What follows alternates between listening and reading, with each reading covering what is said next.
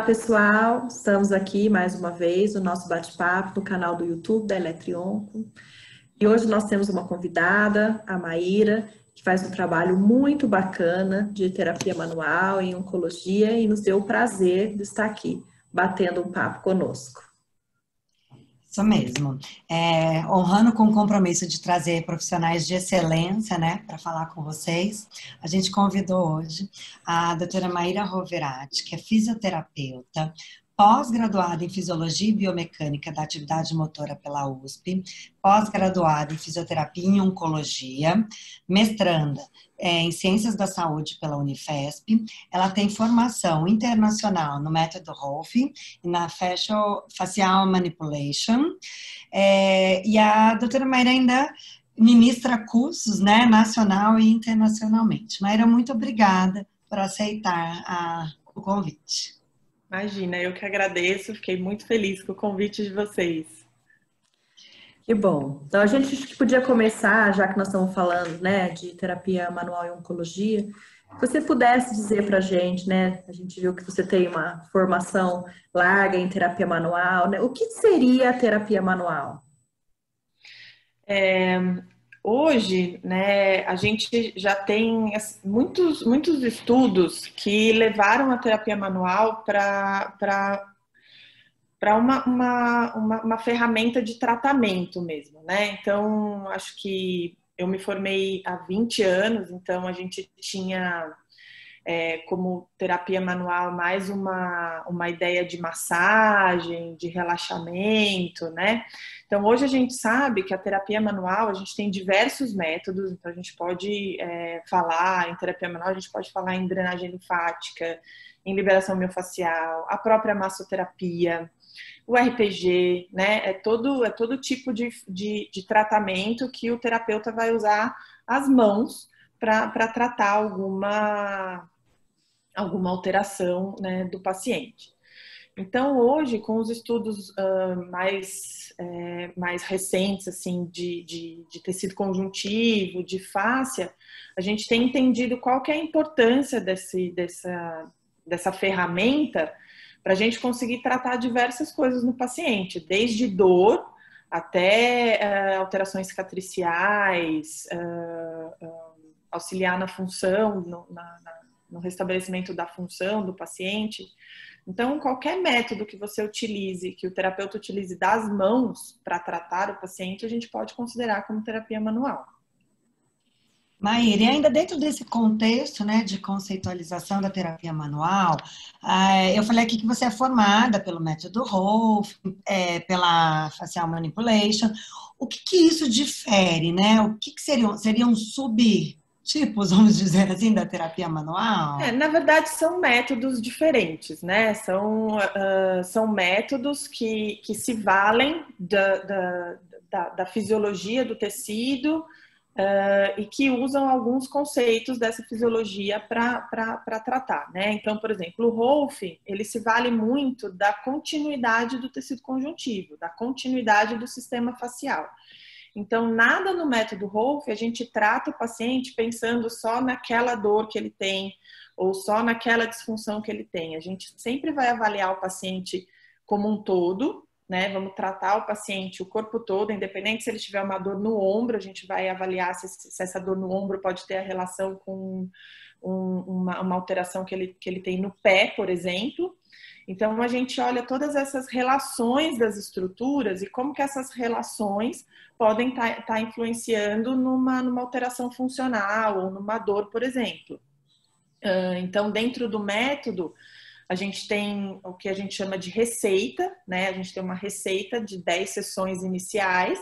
Cada sessão a gente vai trabalhar uma parte do corpo com um objetivo específico. Então, por exemplo, primeira sessão a gente tem o objetivo de restabelecer a respiração.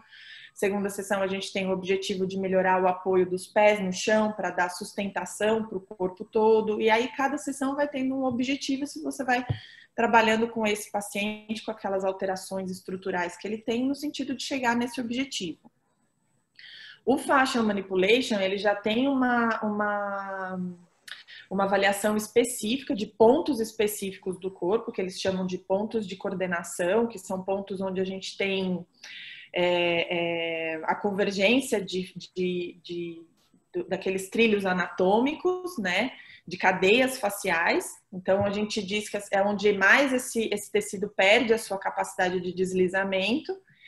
E aí, essa técnica, ela se baseia na presença do ácido hialurônico nesse tecido, que é a substância que vai ajudar no restabelecimento da viscosidade do deslizamento.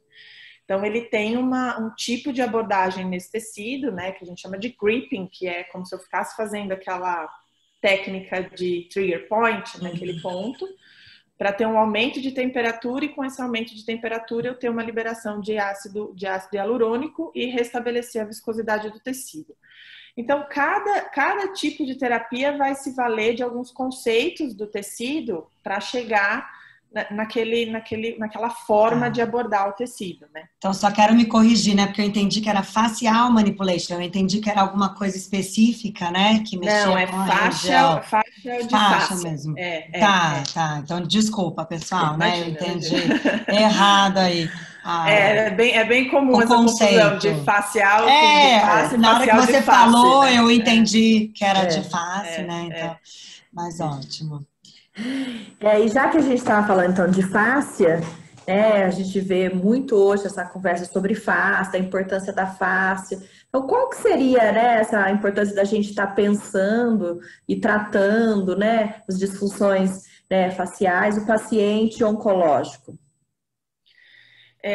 Eu acho que hoje em oncologia a gente entrou num momento muito interessante assim da oncologia, que eu tô cada vez mais apaixonada, assim, porque eu acho que a gente está entrando num momento que a gente vai ter que começar a olhar para os pacientes oncológicos como pessoas que vão viver muito tempo. Então, a gente vai ter que começar a ter um olhar como que a gente vai fazer esse paciente viver esse período de tempo longo que ele vai viver depois da melhor maneira possível. E, assim, muitos conceitos do tecido, da fáscia, para mim, fazem muito sentido para isso, né? Então, a gente tem momentos na fisioterapia, né? Então, a gente tem momentos que a eletro é o que resolve tudo, depois a gente passa para um momento que a terapia manual é o que resolve tudo, depois a gente... Então, acho que hoje a gente está num momento tão legal da fisioterapia também, que a gente está entendendo a importância de cada coisa, e que para a gente abordar a fáscia, por exemplo, não precisa ser só com terapia manual. A gente pode fazer movimento, a gente pode usar a eletroterapia para melhorar a qualidade do tecido. Então, a hora que a gente começa a entender a importância desse tecido, e trazer as diferentes modalidades da fisioterapia, a gente consegue ter esse olhar, né?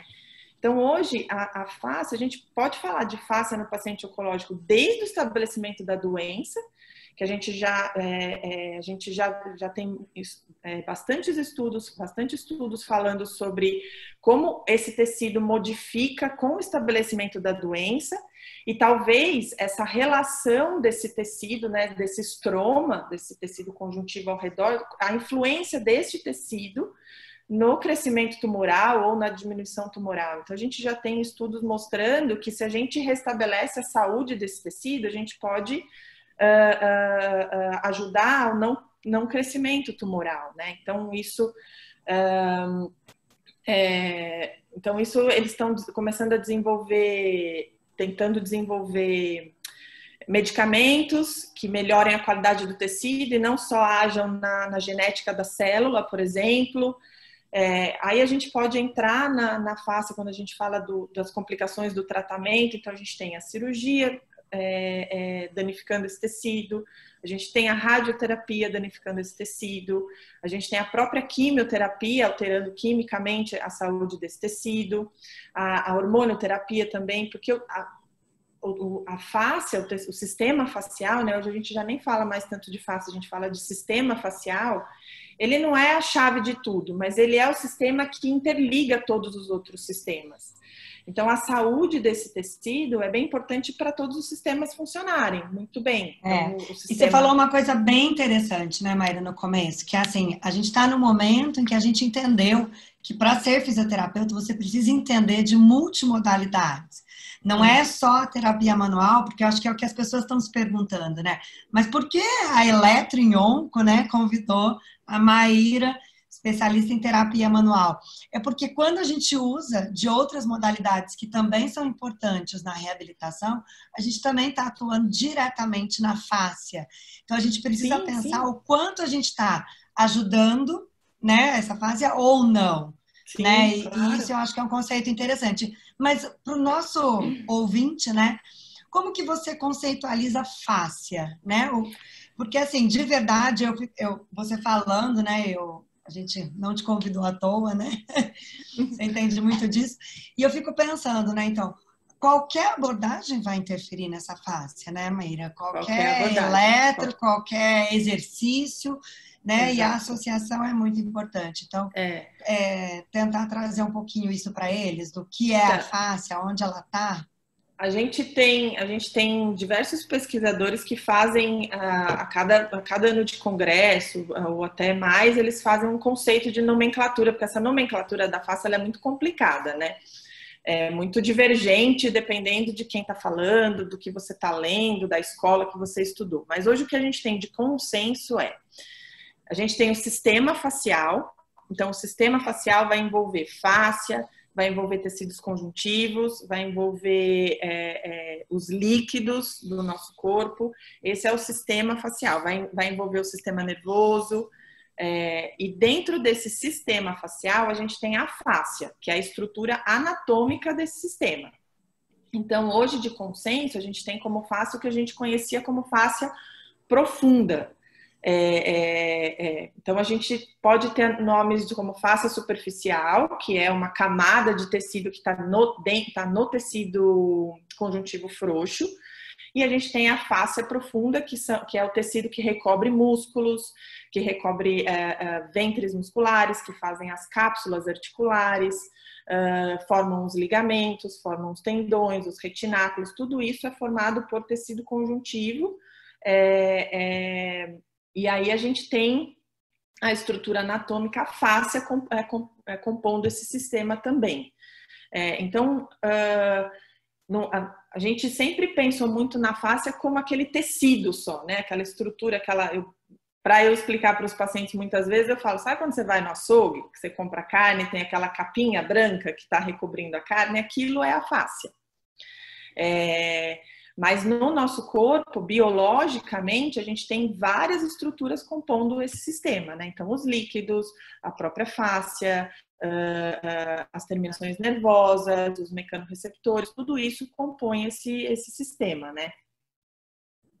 O Maíra, e aí quando a gente vê os pacientes passando, né, por radioterapia, por quimioterapia, esse sistema deve sofrer muito, né? Como é que você vê isso nos pacientes? Principalmente, né, quando a gente fala de rádio, que a gente sabe que as alterações teciduais da rádio são as que vão trazer maior disfunção a longo prazo. Então, eu acho que a gente tem que ter uma atenção bem importante para esse paciente que passa por uma radioterapia, porque a radioterapia, o sistema facial, ele depende do equilíbrio, né, entre as células que estão compondo esse tecido, os líquidos, né, para restabelecer a sua arquitetura normal. Então, quando a gente fala de rádio, a rádio altera esse líquido circulante, altera as funções celulares, né? Então, ele muda o DNA da célula, não só da célula cancerígena, mas das células normais, que seriam fundamentais para o restabelecimento da arquitetura, da função normal desse tecido. Então, muitas vezes, no paciente que fez radioterapia, ele não vai conseguir restabelecer a saúde completa desse tecido naquele local.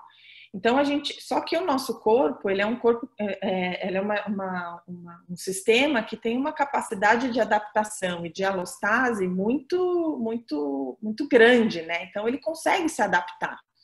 Então, a gente pode usar essa continuidade desse sistema para ajudar no processo de adaptação desse tecido, mesmo que ele tenha naquele local uma alteração que vai se perpetuar, né?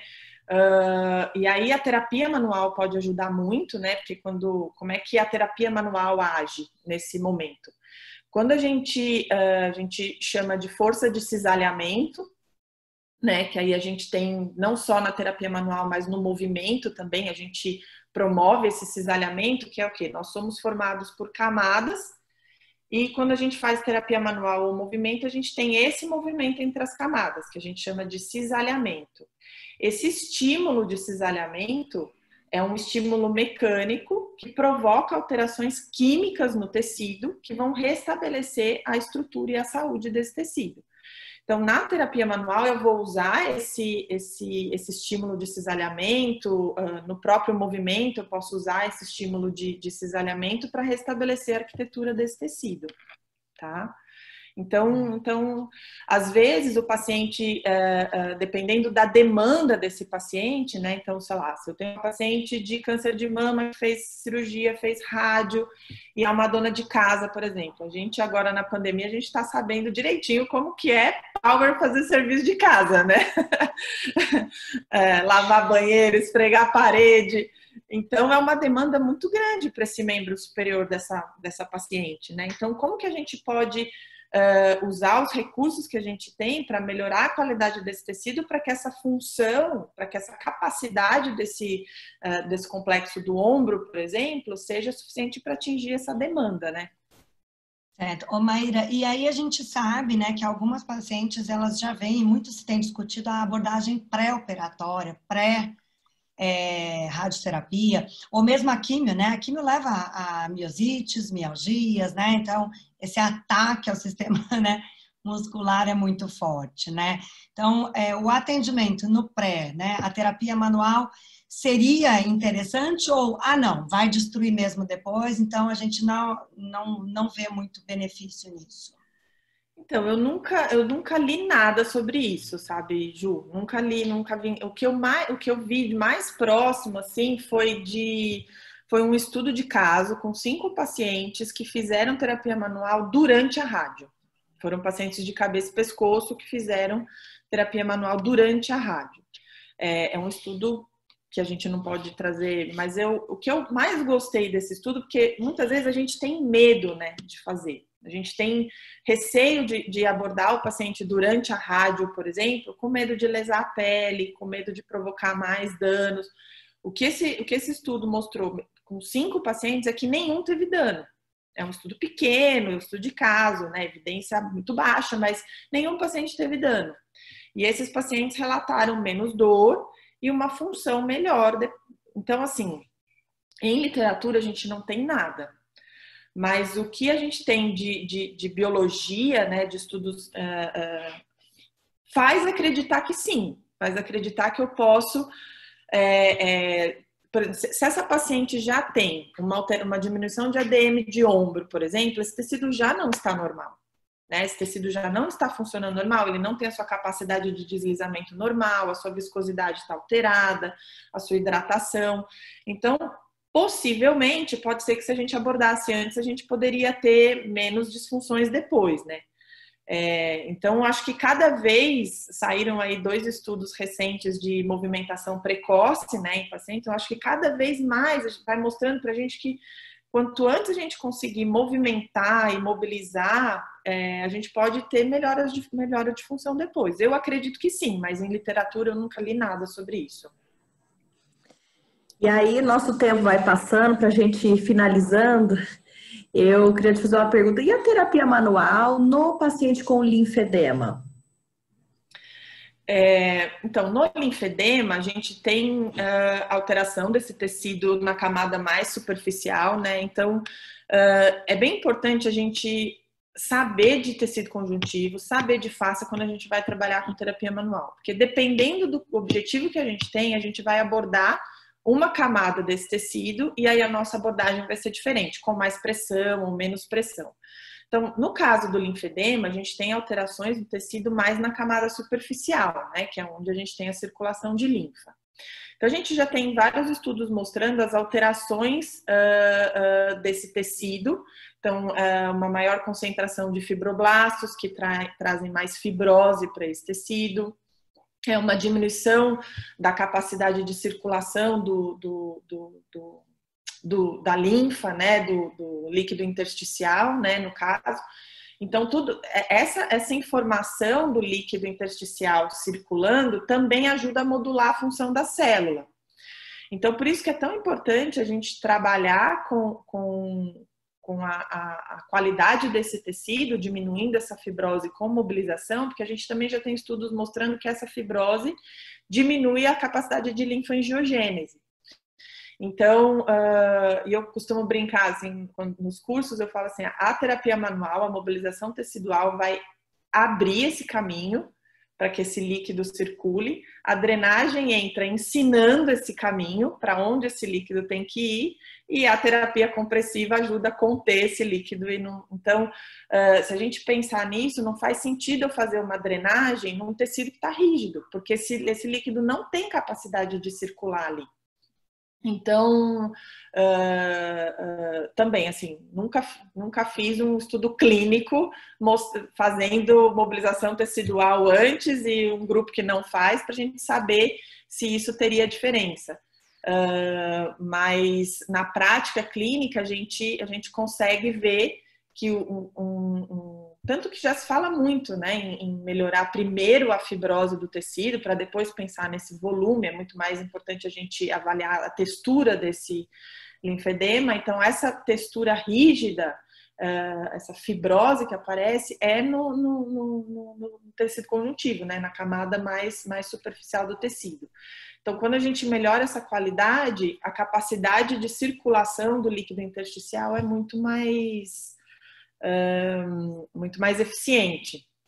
E aí também, além disso, a gente pode usar a terapia manual no paciente de linfedema para ganho de ADM também, que aí a gente sabe que o paciente de linfedema precisa se movimentar, precisa ter uma capacidade muscular boa. E se a ADM dele não está tão boa, a musculatura também não funciona tão bem. Então, isso já é estabelecido em literatura, é o que mais a gente tem de estudos, que a terapia manual, a liberação miofascial no caso, que também tem muita discussão em relação a esse termo, mas enfim, não é para isso agora, mas que tem muita eficiência no ganho de ADM também. Então, eu acho que quando a gente ganha ADM, a gente ganha uma melhora de função muscular e isso pode ajudar no tratamento do linfedema. Olha só, né, pessoal? Vocês já viram que a conversa aqui a gente não tem vontade de parar, né? Porque a associação de técnicas é soberana, né? Todas as vezes a gente precisa entender. Então, Maíra, eu queria te agradecer imensamente pela contribuição. Ai, que rápido! Né? Foi, passou voando. Eu também. A gente está aqui enrolando, né, para não querer parar, mas muito obrigada pela contribuição. Eu acho que sempre a gente precisa pensar, né, nessa associação de terapias. Então, foi um prazer conversar com você aqui. O prazer foi meu, fiquei super feliz. Falei para a Laura um dia, falei, ganhei o dia hoje, já posso.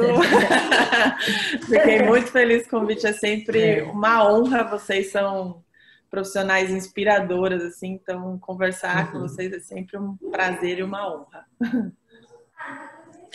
Não, foi muito bacana, né? Você vê como é que é amplo, né? Dava pra gente dividir cada um desses subassuntos, né? Num bate-papo diferente, mas eu acho que para quem nos assistiu, fica a curiosidade, né? E de pensar que coisas que a gente faz até intuitivamente, né? Que a gente tem uma ciência toda por trás, né? E quanto mais a gente vai estudando, a gente só vai beneficiando, né, os nossos pacientes. Então, Maíra, muito obrigada, viu, aqui pela sua presença. Obrigada a vocês e estou à disposição sempre que, se alguém que assistiu o vídeo tiver dúvida, pode me procurar nas redes sociais aí com o meu nome e estou à disposição para tirar qualquer dúvida, qualquer coisa que precisar.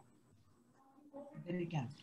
Então tá bom, obrigada pessoal, espero que vocês tenham gostado do nosso bate-papo aqui no canal do YouTube da Eletrionco e até a próxima.